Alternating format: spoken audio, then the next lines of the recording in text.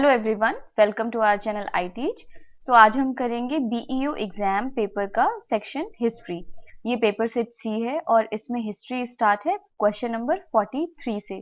तो आपका जो भी सेट हो आप क्वेश्चन से मैच कर सकते हैं। तो पहला 43 हिस्ट्री का क्वेश्चन है और ये क्वेश्चन है कि पल्लवास रूलर्स के नेम है और हमें उन्हें क्रोनोलॉजिकली अरेंज करना है। तो पहला है Parameshwar Varman first, then Narasimha Varman first, after that Nandi Varman two और उसके बाद है महेंद्र वर्मन फर्स्ट। तो अगर हम पल्लवास की बात करें तो इसे स्टैब्लिश किया था सिंह वर्मन ने 575 एडी में और उसके बाद महेंद्र वर्मन ने यानी option number first Mahendra Varman ने कब रूल किया 600 टू 630 एडी तक। आफ्टर महेंद्र वर्मन नरसिंह वर्मन फर्स्ट यानी ऑप्शन नंबर 2 उसने रूल किया था 630 एडी से 668 एडी तक। और नरसिंह वर्मन फर्स्ट के बाद परमेश्वर वर्मन इन्होंने किया था रूल 670 से 700 एडी तक और इसके बाद Narasimha Varman second 700 to 728 AD तक और नरसिंह वर्मन सेकेंड के बाद हम रूल किया था नंदी वर्मन ने। यानी अभी इस लिस्ट में देखें तो लास्ट आएगा नंदी वर्मन और ये ऑप्शन नंबर 3 है। तो लास्ट है ऑप्शन नंबर 3 और फर्स्ट इज ऑप्शन नंबर 4। तो अगर हम ये देखें ऑप्शंस ए की बात करें तो 4 2 1 3 और यानी कि हमारा आंसर होगा ऑप्शन नंबर ए। सबसे पहले आएगा Mahendra Varman first, after that option number 2 Narasimha Varman first, उसके बाद आएगा परमेश्वर वर्मन यानी ऑप्शन नंबर 1 और लास्ट होगा नंदी वर्मन 2। तो इस तरह से इसका आंसर हो गया A. So next question is question number 44 history का। तो इसमें है match the list 1 to list 2 और नाम दिए हैं किंग्स के और उनकी लिस्ट 2 में क्वींस हैं। तो हमें ये मैच करना है। तो पहला है चंद्रगुप्त, समुद्रगुप्त, चंद्रगुप्त 2 एंड कुमार गुप्ता। सो अगर हम देखें तो चंद्रगुप्त मौर्य चंद्रगुप्त की रानी थी कुमार देवी जो कि लिच्छवी वंश की रानी थी। समुद्रगुप्त इनकी क्वीन थी दत्ता देवी ऑप्शन नंबर 1। चंद्रगुप्त 2 इनकी क्वीन थी कुबेरनाग और कुमार गुप्ता फर्स्ट इनकी क्वीन थी अनंत देवी। सो यहाँ पर अगर हम मैच करें ऑप्शन सो ए का 3 बी का फर्स्ट तो ऑप्शन नंबर ए अगर हम देखें तो इसके कोड मैच हो जाएंगे। हमें सबसे पहले कोई भी ऐसा ऑप्शन देखना होता है जो कि आपको इजीली पता हो और इसमें आप मैच कर सकें, क्योंकि एक भी ऑप्शन पता होने से कई बार ऐसा होता है कि ये कोड लिस्ट मैच कर जाती हैं। तो इसमें ए का 3 बी का 1 समुद्रगुप्त यानी कि दत्ता देवी, सी चंद्रगुप्त 2 का 2 कुबेरनाग एंड डी का 4 यानी कि कुमार गुप्ता अनंत देवी। तो ऐसे ऑप्शन सही हो रहा है हमारा कोड नंबर ए। तो answer is A. So next question history का देखते हैं हम और वो है क्वेश्चन नंबर 45। इसमें क्या करना है, हमें देखना है कि which one is not correctly matched. Question number 45 में है which one is not correctly matched. So यहाँ न्यूज़पेपर्स हैं और उनके फाउंडर्स हैं। न्यूज़पेपर पहला है अल हिलाल जैसा कि सभी को पता है ये बहुत फेमस न्यूज़पेपर है। मौलाना अबुल कलाम आजाद ने से इसके फाउंडर थे, इनका पेपर था ये, तो ये सही है। सेकंड इज न्यू इंडिया, ये भी एनी बेसेंट ने स्टार्ट किया था, ये भी बिल्कुल सही है। आप ऑप्शन नंबर सी इज तहजीबुल अखलाक और ये ऑप्शन इसका फाउंडर है लिखा हुआ है मोहम्मद अली जिन्ना, लेकिन हमें पता है कि तहजीबुल अखलाक किसका है, सर सैयद अहमद खान का। तो और ऑप्शन नंबर डी है संवाद कौमुदी राजा राममोहन रॉय, तो ये भी सही है। तो नॉट करेक्टली मैच्ड कौन सा हो जाएगा, ऑप्शन नंबर सी, क्योंकि तहजीबुल अखलाक किसका है, सर सैयद अहमद खान का है ये, ना कि मोहम्मद अली जिन्ना का। अब करते हैं नेक्स्ट क्वेश्चन हिस्ट्री का, क्वेश्चन नंबर 46 और ये है match list 1 with list 2 and select the correct answer from the codes given below the list. So list 1 है ताजुल मासिर और लिस्ट 2 में है जियाउद्दीन बर्नी। फिर है खजानुल फुतूह और इसमें है हसन निजामी। फिर है तारीख मुबारक शाही अमीर खुसरो, फतवाए जहांदारी यहिया बिन अहमद सरहिंदी। सो अगर हम देखें ऑप्शन नंबर ए ताजुल मासिर, ताजुल मासिर किसने लिखी है? ये लिखी है हसन निजामी ने। हसन निजामी कुतुबुद्दीन ऐबक के टाइम पे थे। फिर है खजाइनुल फुतूह, खजाइनुल फुतूह किसकी लिखी हुई है? अमीर खुसरो की। अमीर खुसरो को हम और क्या कहते हैं? तूतिए हिंद, जिसे आप हिंदी में कह सकते हैं भारत का तोता। सो तारीख मुबारक शाही यहिया बिन अहमद सरहिंदी, ये बेसिकली सैयद डायनेस्टी में थे और वो भी during the reign of Mubarak Shah. सो सी का हो गया 4। एंड फतवाए जहांदारी, ये जियाउद्दीन बर्नी की लिखी हुई है और ये कब थे? During the reign of Firoz Shah Tughlaq. So अगर हम इसे ऑप्शन देखें तो ऑप्शन क्या हो जाता है? कोड हमारा क्या मैच करेगा? ए का 2, ए का 2, बी का 3, तो ए का 2 3 है, बी का 3 है ऑप्शन नंबर ए में, तो कोड हमारा क्या मैच करेगा? ए का 2, बी का 3, सी का 4 यानी कि तारीख मुबारक शाही यहिया बिन अहमद सरहिंदी एंड डी का 1 Fatawa-i Jahandari by Ziauddin Barani. A is the correct answer. So अब चलते हैं नेक्स्ट क्वेश्चन की तरफ और वो है क्वेश्चन नंबर 47। ये बेसिकली क्वेश्चन नंबर 47 है list 1 and list 2 and we'll have to match these lists. So Andrew Fraser Famine Commission, Anthony McDonald Irrigation Commission, Colin Scott Police Commission, Thomas Robertson Railway Commission. Okay, so इसे हम match करें अगर तो Andrew Fraser के वक्त था police commission, Andrew Fraser के time police commission. Antony McDonald ये फेमाइन कमीशन से जुड़े हुए हैं। कॉलिन स्कॉट ये जुड़े हुए हैं इरिगेशन कमीशन से। और थॉमस रॉबर्टसन ये हैं रिलेटेड टू रेलवे कमीशन। सो अगर हम कोड मैच करें तो ए का 3 दो जगह है, ओके।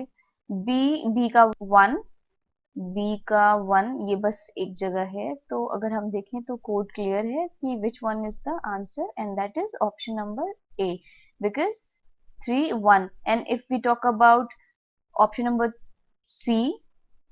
सी है हमारा 2, it is also matched and then D का 4। सो डी का 4 यानी कि code option number A is the correct answer. So तो अब आते हैं क्वेश्चन नंबर 48 की तरफ और ये क्या कहता है कि स्टेटमेंट असर्शन एंड रीजनिंग है, reason and will have to see whether it is correct और not. So assertion is the Arya Samaj movement gave self-confidence and self-reliance to the Hindus, and the reason is the Arya Samaj movement undermined the belief in superiority of white race.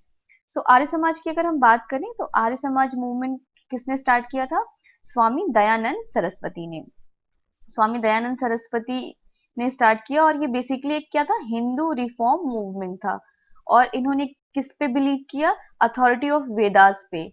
इन्होंने वेदास को true माना और क्या कहा कि go back to Vedas, Vedas को read करना, उनको समझना। और इस तरह से क्या हुआ, जो उस वक्त फ्रीडम स्ट्रगल के टाइम जो भी लीडर्स थे या लोग थे उनमें क्या हुआ? सेल्फ कॉन्फिडेंस डेवलप हुआ। और इसलिए हम ये कह सकते हैं कि ये तो statement assertion is correct. And अगर हम रीजन को देखें तो the Arya Samaj movement undermine the belief in superiority of white race. ये सही है क्योंकि इस अथॉरिटी ऑफ वेदास के थ्रू नॉलेज को बढ़ाना, अंडरस्टैंडिंग बढ़ाना और चीजों को समझना, इस पे इन्होंने जोर दिया आर्य समाज ने। तो इससे एक और भी चीज हुई कि व्हाइट रेस की सुपीरियोरिटी लोगों के दिलो और दिमाग से खत्म होने लगी कि ये सुपीरियर नहीं है। तो ये स्टेटमेंट भी सही है बट ये इसका करेक्ट रीजन नहीं है। सो हम क्या आंसर लगा सकते हैं कि both A and R are true but R is not the correct explanation of A. So answer is B, both A and R are true but R is not the correct explanation. So बढ़ते हैं next question की तरफ। Next question is question number 49 question क्या है कि with reference to Lala Lajpat Rai which one of the following statement is are correct. So first statement is, at first he was, Lala Lajpat Rai was not in favor of the policy of non-cooperation, but later he joined in favor with Gandhi. So ये statement बिल्कुल सही है. जब ये movement non-cooperation start हुआ था, तो लाला लाजपत राय इसके फेवर में नहीं थे, लेकिन बाद में इन्होंने non-cooperation movement को join कर लिया था. So ये statement is true, correct. And the second statement is Lala Lajpat Rai also participated in formation of Swaraj Party. तो स्वराज पार्टी की अगर हम बात करें तो स्वराज पार्टी किसने फॉर्म की थी? जवाहरलाल नेहरू और CR दास. इन दो लोगों ने स्वराज पार्टी को फॉर्म किया था. तो स्वराज पार्टी के फॉर्मेशन में अगर हम देखें तो लाला लाजपत राय का इसमें कोई योगदान नहीं है, इसलिए statement 2 is incorrect. So only statement 1 is correct. So answer is 1 only. अब हम करते हैं next question, और वो next question है history का question number 50. तो question number 50 क्या है? 50 is consider the annexation of following states under doctrine of lapse and arrange them into the chronological order. So next history का question है question number 50, और इसमें ये कह रहा है consider the annexation of the following states under doctrine of lapse and arrange them into chronological order. So हमें doctrine of lapse के बेसिस पे जो भी स्टेट और एरिया पहले एनेक्स हुआ उसको क्रोनोलॉजिकल ऑर्डर में हमें इसमें लगाना है. सो पहला है सतारा, फिर है झांसी, फिर बघाट और उदयपुर. तो अगर हम डॉक्ट्रीन ऑफ लैप्स की बात करें तो डॉक्ट्रीन ऑफ लैप्स एक एनेक्सेशन पॉलिसी थी ईस्ट इंडिया कंपनी की, जो 1859 तक चली थी. और ये बेसिकली मोस्टली किससे एसोसिएटेड है? लॉर्ड डलहौजी से. और लॉर्ड डलहौजी 1848 टू 1856 AD तक ईस्ट इंडिया कंपनी के गवर्नर जनरल थे. सो इनके टाइम में ये पॉलिसी, लॉर्ड डलहौजी के टाइम में ये पॉलिसी बहुत ही विगरसली और एक्सटेंसिवली यूज की गई. और ये पॉलिसी क्या थी? पॉलिसी ये थी कि अगर कोई भी प्रिंसली स्टेट का किंग, किसी भी प्रिंसली स्टेट का किंग या रूलर इनकॉम्पिटेंट है या वो मर जाता है without male heir, natural male heir, यानी कि अगर अडॉप्टेड सन है उसका, तो ये थ्रोन उसे पास नहीं किया जाएगा और वो एरिया, वो state British east India company में मर्ज कर दिया जाएगा. यानी कि अब वो ईस्ट इंडिया कंपनी का हिस्सा बन जाएगा, वो अब इनका नहीं रहेगा. और इस basis British east India company ने कई स्टेट्स को एनेक्स भी किया था. और लॉर्ड डलहौजी के आने के पहले बहुत कई स्मॉलर स्टेट्स थे जिन्हें एनेक्स किया जा चुका था, लेकिन लॉर्ड डलहौजी के बाद ये बहुत एक्सटेंसिवली यूज किया गया. सो अगर हम सतारा की बात करें तो सतारा को कब एनेक्स किया गया था? 1848 में. झांसी को किया गया था डॉक्ट्रिन ऑफ लैप्स के अंडर 1852 में. और बघाट को किया गया था, झांसी को एनेक्स किया गया 1853 में और बघाट को एनेक्स किया गया 1850 में. और लास्ट है उदयपुर, जिसे एनेक्स किया गया था 1852 बघाट को. सो अगर हम ये देखें इसे अगर हम सही कोड में लगाएं, कोड क्या होगा? तो सबसे पहले यहाँ सतारा 48 यानी कि 1 ये दो ऑप्शन है A and C. After that Baghat यानी कि 1 और 3, तो C है 1 3 और आंसर फिर 2 1 3 and then 4 and then 2. So answer इसका हो जाएगा ऑप्शन C, यानी कि सतारा, बघाट, उदयपुर और झांसी, इस क्रोनोलॉजिकल ऑर्डर में इन्हें एनेक्स किया गया. नेक्स्ट क्वेश्चन है हिस्ट्री का, BEO हिस्ट्री सेक्शन में सेट C में 78. सो अगर हम 78 क्वेश्चन नंबर की बात करें, 78 is the Satasahasri Samhita is the nickname of which of the following text? Rigveda, option B is Atharvaveda, then option C Ramayana and option D is Mahabharata. तो अगर हम ये वर्ड देखें सतासहस्री, इसका मतलब होता है 1 लाख, यानी कि ऐसी संहिता जिसमें 1 लाख श्लोक हैं। तो अगर देखें, सबसे पहले बनी थी जय संहिता। तो जय संहिता में क्या था? जय संहिता में इसके अंदर 8,800 श्लोक थे। उसके बाद जब श्लोकों की संख्या 24,000 हो गई, 24,000, तो इसे एक नया नाम दिया गया और उसे कहा गया भारत। और इसमें श्लोक कितने थे? 24,000। और जब इसमें श्लोकों की संख्या 1 लाख हो गई तो इसे एक नया नाम दिया गया महाभारत। यानी कि ये जो वर्ड है सतसहस्री संहिता, ये किससे जुड़ा हुआ है? किसका निकनेम है? महाभारत का। तो हमें बस ये याद रखना है कि Satasahasri means 1 lakh. So answer is D. So अब बढ़ते हैं नेक्स्ट क्वेश्चन की तरफ हिस्ट्री के। वो है question number 79। Question number 79 is in which of the following metals the Kardamaka Kshatrapas issued the very rare coins. So कौन सा रेयर कॉइन्स था जो इन्होंने इशू किया? और वो आंसर इसका है सिल्वर कॉइन। ये रेयर कॉइन्स हुआ करता था। तो 79 का आंसर हो गया option B. So next question is question number 80। तो इसमें लिस्ट मैच करना है, list 1 and list 2। List 1 is related to philosophy and list 2 is method to achieve salvation. So philosophies क्या है? न्याय दर्शन, मीमांसा दर्शन, सांख्य दर्शन और वेदांता दर्शन। और हमें इसे लिस्ट 2 से मैच करना है। तो अगर हम ये देखें तो न्याय दर्शन किससे जुड़ा हुआ है? तो न्याय दर्शन जो है बेसिकली ये जुड़ा हुआ है न्याय दर्शन लॉजिकल थिंकिंग से। यानी कि ऑप्शन नंबर 4, लिस्ट 2 का 4, ये है न्याय दर्शन। ये जुड़ा है न्याय दर्शन से।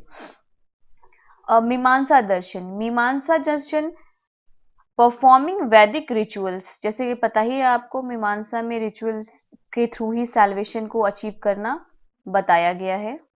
Next is Sankhya Darshan, option C Sankhya Darshan. तो सांख्य किससे जुड़ा हुआ है?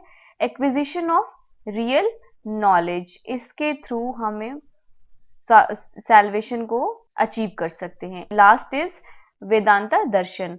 वेदांता दर्शन किससे जुड़ा हुआ है? नॉलेज ऑफ सेल्फ से, यानी कि 2, डी का 2। तो अगर हम कोड मैच करें, ए का 4, बी का 3, सी का 1 और डी का 2, तो ये हो गया कोड बी। तो आंसर इज डी। अब बढ़ते हैं नेक्स्ट क्वेश्चन की तरफ और वो है क्वेश्चन नंबर 81। क्वेश्चन नंबर 81 क्या कहता है? विच of the following 2 rulers fought the battle near Kannauj on 17 मई 1540। यानी कि दो रूलर्स के बीच कन्नौज की ये लड़ाई हुई थी। तो ये लड़ाई हुई थी हुमायूं और शेरशाह सूरी के बीच। यानी कि आंसर है बी। हुमायूं और शेरशाह सूरी के बीच जो लड़ाई हुई थी, इसमें शेरशाह सूरी की जीत हुई। इससे पहले भी हुमायूं और शेरशाह सूरी के बीच चौसा की लड़ाई हुई थी, बैटल ऑफ चौसा, और ये हुई थी 1539 में। और इसमें भी शेरशाह सूरी की जीत हुई थी। और इसी लड़ाई के बाद शेरशाह सूरी को शेरशाह का टाइटल मिला था। सो इसका आंसर हो गया option number B, Sher Shah and Humayun. So अब बढ़ते हैं नेक्स्ट क्वेश्चन की तरफ and that is question number 82। And question number 82 is which of the following was the major cause to withdraw the non-cooperation movement in 1922 by Mahatma Gandhi. तो reason हमें बताना है कि क्यों non cooperation movement Gandhi ji ने विड्रॉ कर लिया था। तो बेसिकली ये विड्रॉ होने का रीजन ये था कि चौरी चौरा कांड जो बहुत ही फेमस है हिस्ट्री में, चौरी चौरा ये जगह है गोरखपुर में। तो जब ये एक केस हुआ था, इसमें लोगों की भीड़ उग्र हो गई थी और उन्होंने क्या किया था, पुलिस स्टेशन में आग लगा दी थी। और इसमें पुलिसमैन 21 पुलिसमैन और एक थानेदार, इनको जिंदा जला दिया था। तो ये गांधी जी का अहिंसात्मक मूवमेंट क्या हुआ था, हिंसात्मक हो गया था। और जब गांधी जी को ये बात पता चली तो उन्होंने 11 फरवरी को 1922 में इस मूवमेंट को विड्रॉ कर लिया था। और ये घटना हुई कब थी? ये हुई थी 5 फरवरी 1922 को। और गांधी जी उस वक्त बारदोली में थे जब उन्हें ये बात पता चली, तो उन्होंने इस मूवमेंट को विड्रॉ कर लिया। तो यहाँ हमारा मेन रीजन हो जाएगा कि चौरी चौरा वॉयलेंस की वजह से गांधी जी ने चौरी चौरा वॉयलेंस की वजह से इस मूवमेंट को विड्रॉ कर लिया था। तो आंसर होगा D, the Chauri Chaura violence. तो नेक्स्ट क्वेश्चन की तरफ बढ़ते हैं। 83 क्वेश्चन नंबर क्या है? Who among the following was not associated with Ghadar party? तो इनमें से कौन गदर पार्टी से एसोसिएटेड नहीं है? लाला हरदयाल, पंडित रामचंद्र, बरकतुल्ला एंड खुदीराम बोस। सो अगर देखें गदर पार्टी को 1915 में लाला हरदयाल ने स्टैब्लिश किया था अमेरिका में, और इनके मेंबर्स थे पंडित रामचंद्र और बरकतुल्ला। और ऑप्शन डी है खुदीराम बोस। खुदीराम बोस बिहार के फ्रीडम फाइटर थे और मुजफ्फरपुर कॉन्स्पिरेसी केस में इन्हें डेथ सेंटेंस दिया गया था, और ये फांसी पर लटकाए जाने वाले यंगेस्ट फ्रीडम फाइटर थे। सो आंसर हो जाएगा D, Khudiram Bose, who is not associated with Ghadar party. So next question की तरफ बढ़ते हैं, और वो है क्वेश्चन नंबर 84, दैट रिवोल्ट्स हैं और ईयर्स हैं, और इसमें कहता है which one of the following is correctly matched. तो हमें देखना है करेक्टली मैच कौन सा है, करेक्ट मैच इसमें क्वेश्चन नंबर 84 में। सो है Neel rebellion, Jaintia rebellion, Kuki rebellion, Kuka revolt. अगर हम नील रिबिलियन की बात करें तो नील 1857 के बाद पहला ये रिवॉल्यूशन था इंडिया में, और ये कब हुआ था? 1859 और 60 के बीच में, तो ये सही है। जयंतिया की बात करें अगर हम, जयंतिया रिबिलियन, तो ये भी सही है, ये नॉर्थ ईस्ट रीजन में हुआ था और 1860 टू 63 के बीच हुआ था। अगर कुकी की बात करें तो कुकी रिबिलियन बर्मा में शुरू हुआ था, और ये 1860 से 1890 तक चला था ये रिबिलियन। और ये कहाँ हुआ था? बर्मा में। याद रखना है हमें ये, क्योंकि नेक्स्ट ऑप्शन जो है कुका रिवोल्ट, ये और कुकी बहुत मिलता जुलता नाम है। तो कुका रिवोल्ट कहाँ हुआ था? ये पंजाब में हुआ था और रिलीजियस रिफॉर्म मूवमेंट था, और ये हुआ था 1872 में। इसलिए ये D option is not correctly match. तो answer is D, Kuka revolt, which is not correctly matched. और ये सारे रिवोल्ट हमने अपने सोशल रिलीजियस रिफॉर्म मूवमेंट्स में डाले हुए हैं, लेक्चर्स हैं हमारे, if you want you can see those lectures. So next question is question number 85। 85 क्या है? Who among the following leaders said I am an Indian Tom Tom whose work is waking up all the sleepers so that they may wake and work for their motherland? ये एक बहुत ही famous statement है, और हिंदी में है ये कि मैं तो एक भारतीय नगाड़ा हूं जिसका कार्य सोते हुए को जगाना है, ताकि वे अपनी मातृभूमि के लिए जागें और कार्यरत हो सकें। तो ये स्टेटमेंट किसका है, ये हमें बताना है। ये स्टेटमेंट है एनी बेसेंट का, जो कि एक आयरिश लेडी थी और उन्होंने इंडियन फ्रीडम स्ट्रगल के लिए बहुत काम किया है। और लास्ट क्वेश्चन है हिस्ट्री सेक्शन का, question number 95, and the question is Bible book of North Indian classical music is related to नाट्य शास्त्र, सूर सागर, नाद विनाद और सूफी नामा। सो ये आंसर है, Bible book of classical music कहा जाता है नाट्य शास्त्र को। सो इसका आंसर हो गया ए। सो ये हिस्ट्री के सारे क्वेश्चंस हमने डील कर लिए। अगर आपको मैथ्स और साइंस के सेक्शंस चाहिए तो वो आपको लिंक डिस्क्रिप्शन बॉक्स में मिल जाएगा। So this is all for today, thank you so much.